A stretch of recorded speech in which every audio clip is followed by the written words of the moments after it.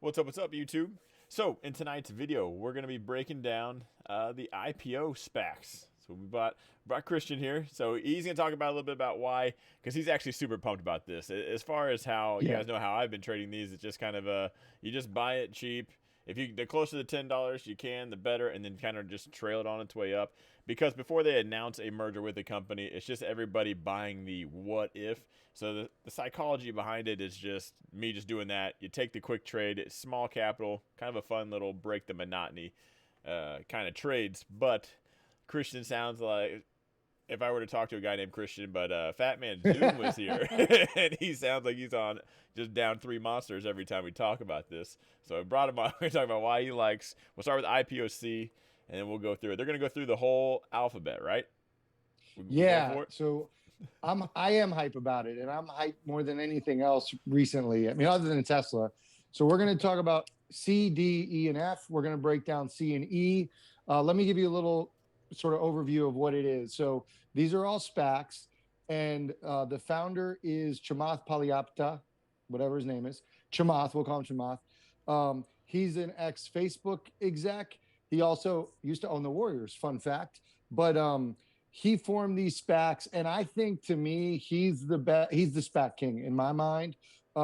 He launched SpaceX, that was IPOA, and Opendoor IPO Now, big news, and the reason why today's important is because yesterday, as of this recording, yesterday, IPOC reverse merger vote was approved. So they're reverse merging with Clover Health.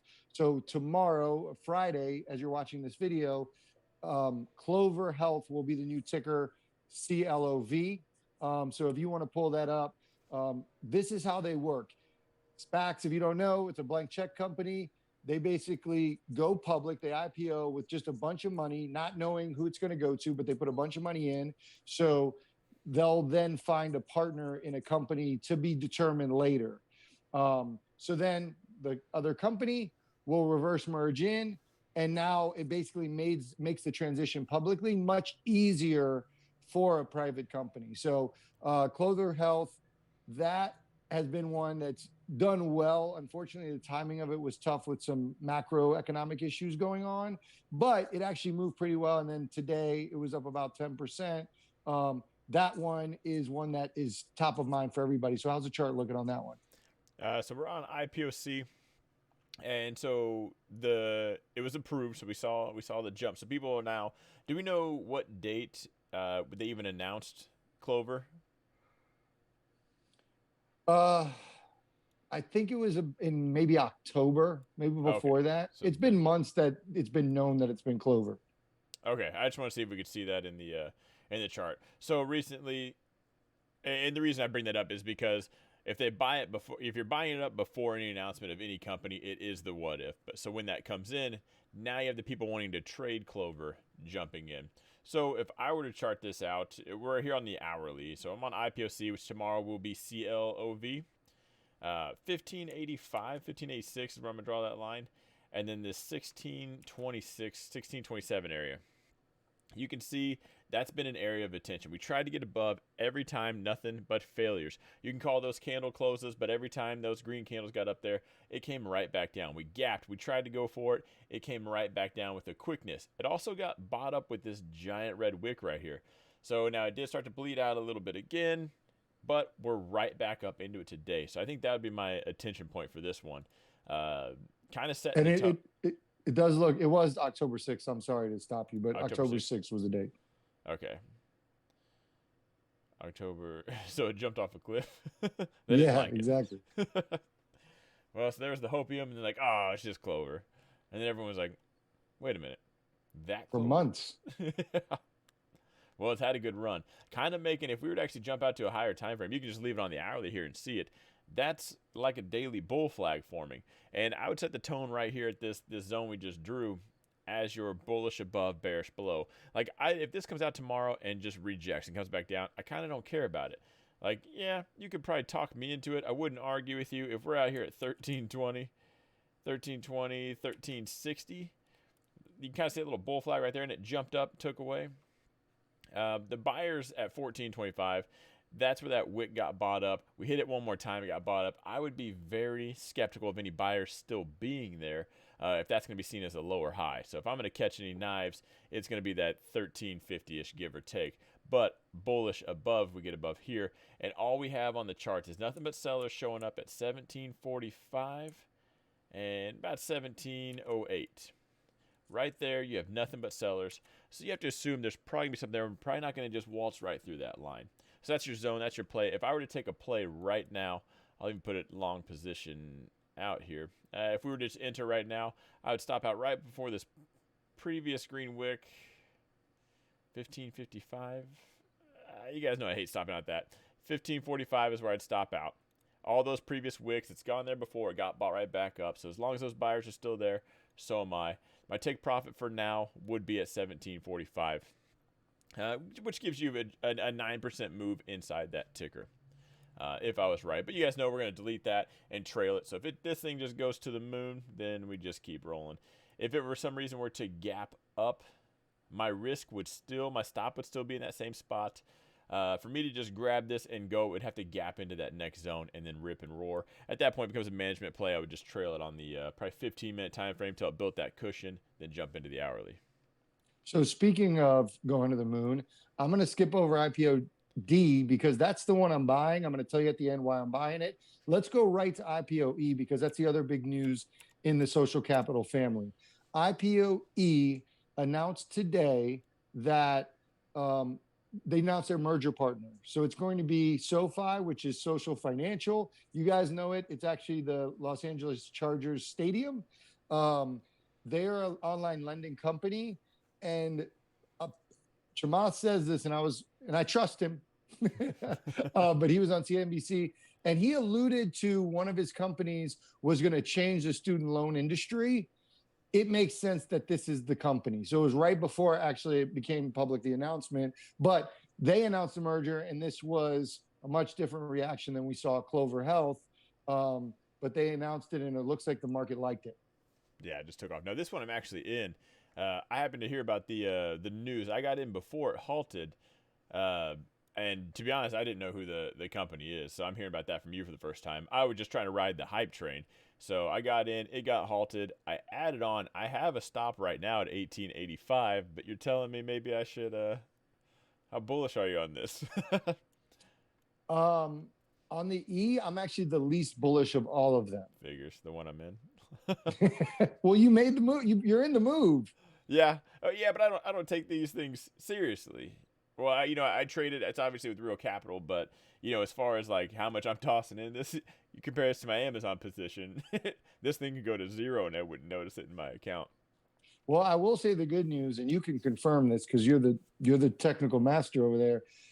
I think that regardless, this shows up nicely as far as if you're already in it. Mm. It's kind of from a take profit perspective.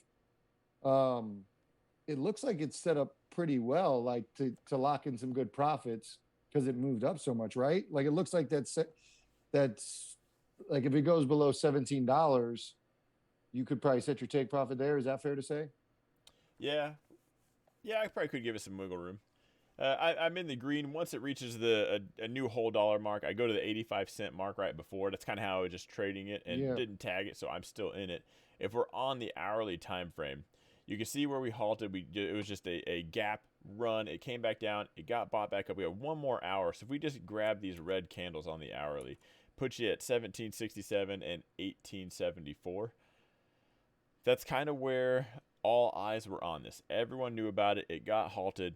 Probably peak volume is around there. I don't have volume pulled up, but just looking at the charts, that's what I would guess. Mm-hmm. So seeing that, that's kind of where I would focus now. And since we're above it, 1885, I think I'll keep my stop there because if it tags out, it'll drop back down. 1874 would be the type 1. Type 2, 1767. My stop out, it puts it right at that 1705 mark. And you guys know me, I hate stopping out on the psychological levels because it'll just drop down, tag that, and turn right around. So I probably would give this some wiggle room. So my stop, it would be 1685. So a little icing on the cake play. So I'd stop out at 1885, look to grab it in that zone anywhere. And take profit. So its peak was $22, and there's nothing to zone out. I'm gonna draw one line right up there. We'll make it solid. $22. That will be seen as a resistance. You guys know when something reaches all-time highs, that all of a sudden becomes an ironclad ceiling that nothing's ever gonna break through ever again. Until it does. But so I'll expect some sellers there. But so hopefully this does have some good news. If Chamath can bring some stuff to the table, maybe it gathers some extra hype. An IPO, not an IPOC, a SPAC is a let's buy the what if, and then that what if comes out if they like that company. Now you have your buyer pool is everyone playing SPACs. Now it's everyone riding the hype of that SPAC. And then you got the new buyers of, I like that company fundamentally. And then you got the momentum traders of, that just showed up on my scanner. I want it. So if it becomes a successful company hype-wise, these things there's a potential for that perfect storm to just send this thing ripping and roaring. But, it being a reverse merger, there's going to be that initial hype. And then I think you wait till earnings till you start to really take it seriously. Fundamentally, you want to see their guidance, right? No, that's IPOs. I hate that they're tickered IPO. A traditional initial public offering, that's what I wait for. Mm-hmm. For these, for your situation, you're already in it, perfect. Mm-hmm. So a little bit of wiggle room. But what I'm waiting for is I do expect profit taking because it takes months before the vote happens. So we're waiting for the vote. So leading up to the vote, I'll get back in right before the vote and try to play the hype on the vote, just like IPOC happened. Vote happens, again, profit taking, same thing, and then it's the earnings after that. So there's kind of like 3 opportunities really with SPAC plays. Yeah, and then the important side of that, whether you trade news or anything like that, is literally just that mindset. Those are your buyers coming in. Mm-hmm. That's their story. That's what they're trying to do. It'll show up in the charts. So it's nothing to... Unless you want to just hold this forever, all the charts stay the same. Play the charts. If it goes against you, get out. The key thing is momentum in these. If everyone agrees or disagrees, they see it running one way or another, these aren't your Apple buyers or Tesla cult or people in Amazon. They're here for that initial move. Yeah, and so you asked me, sort of what I'm most bullish on. IPO F is the one that I'm most bullish on so far out of all of them. Now, there's not much to chart, but let me tell you sort of why. So how Chamath set it up was for all the IPOs, they have the same leadership team, except for he adds one different leader for each SPAC. So for this one, it's Richard Costello. He's the original CEO of Twitter. He's the extra leadership in IPOF. So I like the leadership, but beyond that, they put more money in that SPAC than any other SPAC. They put $1 billion in that SPAC, which to me says they're trying to make big waves with this one. And so it's going to take some time.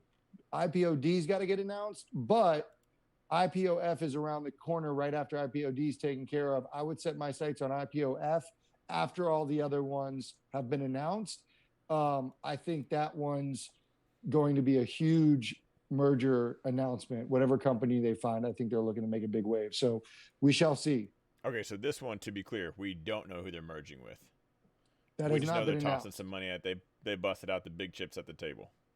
Yeah, based on what Chamath has spoken about, he's interested in disruptive technology. He's interested in tech. To me, he's a better Cathie Wood. Everybody that loves Cathie Wood, the new Warren. He is like the Elon Musk of the SPACs, where he comes with his own thought process. He doesn't it's his beliefs, his belief system. And by the way, he's a huge Bitcoin bull. He was a Bitcoin bull for over a decade. So I was watching, side note, he basically said 3 years ago that Bitcoin was easily going to hit 100K. So he's got some credibility there. Those are rookie numbers. We're in the millions now. Okay. Yeah, nobody was saying that. Don Fry wasn't saying that 3 years ago. No, 3 years. Was that 2017? Yeah. No, I was laughing at it. I traded that hype up, but I sold it. I was like, no, this is coming right back down. And it did. I wish I would have bought more when it came back down, but no, I made fun of it a lot. So I think he knows what he's talking about. He's proven himself credible. IPOD though right now is the one I'm in. I'm still in C. I've been in that, but IPOD is the one that I'm going to be really focusing on, and this is why. Well, hang on a second. Hang on. The, I'm actually gonna. I've been charting it out. IPOF actually has a pretty decent chart, and if you pull up the 4 hour, which if you click the join button next to subscribe, you guys have these charts. You just need to pull up that ticker. 4 hour actually has a great trend line. Now this is the kind of play. This is the one time I would consider a trend line. But we got that zone right here at 1250, 1255 to 1275. I'm gonna go ahead and put an order in for this. So if we get some profit taking tomorrow, hopefully tomorrow this just fades away. It's take profit Friday. And if you guys can see anywhere inside here, that's gonna be my zone. I'll put an order at 1265. I don't want to be. If I get that, I think it'd be nice. I'm gonna put my stop. This one I'm gonna put it flat at 12. That's below the trend line. That's below the zone. I don't care about the 85-cent mark at that point. So that's gonna be my play tomorrow. So if it fills, I get in at 1260. I'll stop out at 12. Take profit right now 1387. Just because I put take profits in there in case there's a manipulation spike up. You guys know that. That gets deleted the second it's in the green because I'll trail it and just work its way up. So this thing goes to $30. You can't laugh at me and say Don sold at 1387 because no, I'm riding that thing to the moon with it. But actually, technically speaking, if you're looking at just the charts, I really like that one. I don't know. This one speaks to me.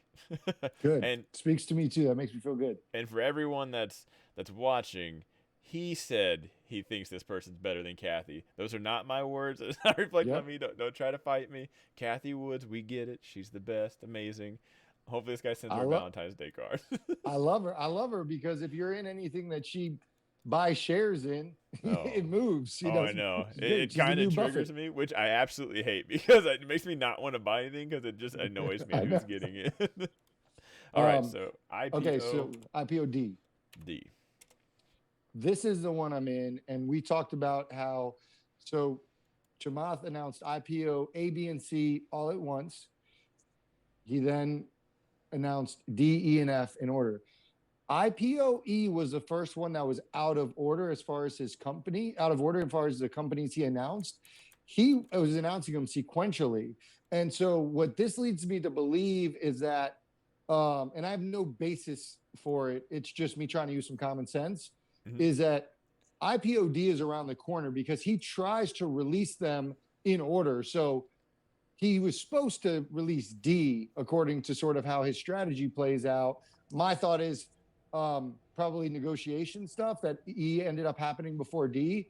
But I think that this means that, I think that D is right around the corner. And so for me, I'm strictly playing the news around the corner that they're going to give the company as far as who the reverse merger is going to happen. And to be clear, I'm selling the news once that happens. Yeah. What if they announce like a weird like Nikola type 2? You gonna go and keep it at that point? Nikola type 2, yeah. Well, I will say that I did make a bold prediction on IPO F. It's going to be EV space. EV space? He's big into, I don't think it's going to be an EV, but I think it's going to be beneficial to EVs. It's like a battery or cobalt. That's that sector. We got to come up with a different name. I don't like calling those EV plays because there's Tesla, and then there's like the wannabe EVs, Neo's in there, but and then there's like the cobalt, the battery chargers, like those are gonna get smoked. I think, those had an insane run.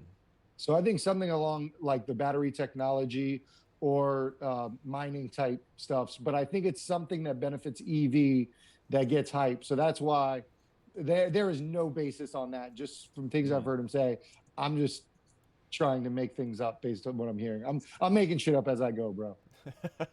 So I'm in D. If you want to see what's going on with D, it also, I mean, it had a great move after I got into it. Yeah, I'll put my play up here. So obviously not financial advice. This is just art class, and I like Christmas colors, red and green. That zone at 1350 to 1390. That was a tough spot. Even when it first came out, it jumped up, and we got a wick right above it. Nothing but sellers came in right after it. We struggled right here. identical trend line scenario. Now this one, if it pulls back to that trend, if it pulls back tomorrow at that 1370 mark, it's in the zone. It's got that trend play. So hopefully I got retail buyers. I got maybe price action buyers. But, I want more buyers in my area. So that'd be my play. It'd be my stop would be 1310 actually. And entry, buy order 1370. I'll actually put these in, guys. If they fill, they fill. And then take profit up here at 1565, which hopefully we can catch some hype and push it up. Which I think Fridays are notorious for gapping craps, so I don't know how it's going to play out as far as these go. But if there's any kind of profit taking tomorrow and these sell off, I hope these orders do fill. And then we can get right on the IPO hype train. I'm going to play the whole alphabet. I think everybody is. And you mentioned cult. I don't think people are going to show cultish behavior towards an individual one. Mm-hmm. I think the cult is in the family. So I think they're going to move from one to another. So, okay, IPOE's announced. Let's move on to F. And I think the cult's going to grow and it's going to get bigger.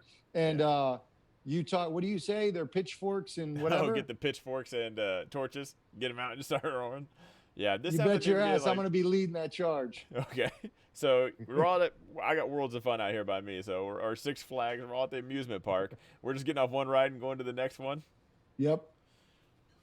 That's funny. In Chamath we trust. T-shirts, baby. Better than Kathy. So that's it, man. Now we just got to wait for G, H, and I, right? Yeah, I'm going to play the whole alphabet. I'm going to get them all. Oh, hang on. Sorry, little one jumped in. Just got home from gymnastics. Perfect timing. The one, I guess, one warning shot is you got people like me making these videos, right? So I'm a small YouTuber. There's big YouTubers out there. The whole get it at $12, $13, the $11, the $10 plays, as this grows, it's going to get significantly riskier because it's pulling back. It's going to be pulling back to 13 and 15. It's awesome right now because you grab it at 11, ride it to 13, 14, and call it a day. But I will say as these grow, we're going to get to the letter, we'll be in W and Y. And these things will be at $20 just flat, riding to 40, announcing there was someone crazy. Yeah, that's going to happen. It's going to get to a point where it's going to be unreasonable and everybody's going to get into it. So while it lasts, I'm going to try to take advantage of it. But I do believe there's going to be a point where it's just going to be unreasonable. They're going to just open out just kind of in ridiculous levels. Yeah, I agree. When it happens, we'll get off the ride. That's it. Let somebody else get on it. Sounds good. So, you want to tell everybody to subscribe? Okay, she's been practicing. Tell everyone to subscribe. Don't subscribe. She say. Oh, there you go. Thumbs up. There you go. Thumbs up. All right. Well, we'll end it here, guys. You guys will see me tomorrow. That's going to be your IPO. We've covered them. I'm going through the whole alphabet until it gets crazy. As long as the charts look like this, I'm going to keep playing them. You heard it here first. Better than Kathy. Chama. All right, guys. Have a good one. We'll see you tomorrow.